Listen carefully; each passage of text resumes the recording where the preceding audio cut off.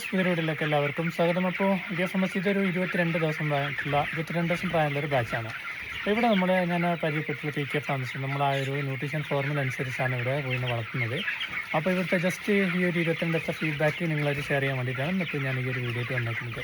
കാരണം 30 ദിവസം നമ്മൾ ഈ പറയുന്ന രീതിയിൽ ചെയ്ത് കഴിഞ്ഞാൽ ഞാൻ പറയുന്നു നമുക്ക് ഏകദേശം എല്ലാ ബാച്ചുകളും ഇതേ രീതിയിൽ തന്നെ വളർത്താൻ പറ്റും. നിങ്ങൾക്ക് വേറെ പ്രശ്നങ്ങളൊന്നും വന്നില്ല, ചുമ അങ്ങനത്തെ പ്രശ്നങ്ങളൊന്നും വന്നിട്ടില്ലെങ്കിൽ നിങ്ങൾക്ക് ഒരു 1.5 ഒക്കെ FCR കിട്ടും. അപ്പോൾ ഞാൻ ജസ്റ്റ് ഇവിടുത്തെ ഈ ഒരു ഫാമിലെ ഫീഡ്ബാക്ക് ജസ്റ്റ് നിങ്ങൾക്ക് കാണിച്ചു. ഇവിടുത്തെ ലിറ്റർ അങ്ങനെ കിടക്കുന്നുണ്ട്, ഇവിടുത്തെ ആ ഒരു ഡൈജഷൻ എങ്ങനെയുണ്ട്, അതുപോലെ ഇവിടുത്തെ കോഴികൾ എങ്ങനെയുണ്ട്, ജസ്റ്റ് ഞാൻ ഒന്നുകൂടി നിങ്ങൾക്കത് കാണിച്ചു തരാം.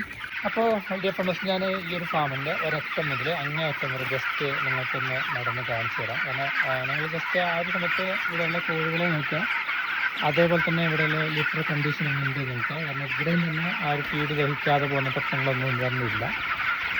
ചില ആൾക്കാർക്കൊരു ഡൗട്ട് ഉണ്ടാകും, നമ്മൾ എന്ത് ചെയ്യാൻ പുതിയ ലിറ്റർ വിരിച്ചിട്ട് എടുത്ത വീഡിയോ ആയിരിക്കും എന്നൊക്കെ ഡൗട്ട് ഉണ്ടാകും. അപ്പോൾ അവർക്ക് വേണ്ടിയിട്ട് നമ്മൾ കോഴിക്കുഞ്ഞ് ഇട്ട ആ ഒരു ഫസ്റ്റ് സ്ഥലം ഉണ്ടാവില്ല, നമ്മൾ അങ്ങേ അറ്റത്തേക്കാണ് വരിക. അപ്പോൾ അതിൻ്റെ ആദ്യം നമ്മൾ കോഴിയിട്ട ആ ഒരു ഭാഗം ഉണ്ടല്ലോ, ആ ഏരിയയിലെ ലിറ്റർ എങ്ങനെയുണ്ട് ഞാൻ ജസ്റ്റ് കാണിച്ചുതരാം. ഇവിടെ നമ്മൾ ഉപയോഗിച്ചിരിക്കുന്ന ലിറ്റർ കാപ്പിത്തൊണ്ടാണ് കേട്ടോ. അപ്പോൾ കാപ്പിത്തൊണ്ട് ആ ഒരു കാഷ്ടമായിട്ട് നല്ല രീതിയിൽ എന്താ പറയുക, ഏത് ചേർന്ന് നല്ല പൊടിയായിട്ടുണ്ട്. അതിൻ്റെ കളർ തന്നെ ഒരു കറുപ്പിലേക്ക് വന്നിട്ടുണ്ട്. അപ്പോൾ ഇവിടെ ജസ്റ്റ് ഞാൻ നിങ്ങൾക്ക് 1-2 സ്ഥലത്ത് ജസ്റ്റ് ഇവിടുത്തെ ലിറ്റർ എങ്ങനെയുണ്ടെന്ന് കാണിച്ചു തരാം. കാണാൻ പറ്റുന്നുണ്ട്, നമ്മൾ കാലുകൊണ്ടൊക്കെ ഇങ്ങനെ തട്ടും. ഇതാണ് ഇതിൻ്റെ മണ്ണാണ് ഈ ഒരു ഫാമ്. എന്നാലും എവിടെയും തന്നെ ആ ഒരു ലിറ്റർ ഡ്രൈ വെറ്റായി കിടക്കുന്നില്ല. എല്ലാ സ്ഥലത്തും നല്ല ഡ്രൈ ആയിട്ട് തന്നെയാണ് ലിറ്റർ ഉള്ളത്. പിന്നെ കോഴികളെ നിങ്ങൾക്ക് വീഡിയോയിൽ കാണുന്നില്ല, ഏകദേശം എല്ലാ കോഴികളും ഒരേ ഗ്രോത്ത് തന്നെയുണ്ട്.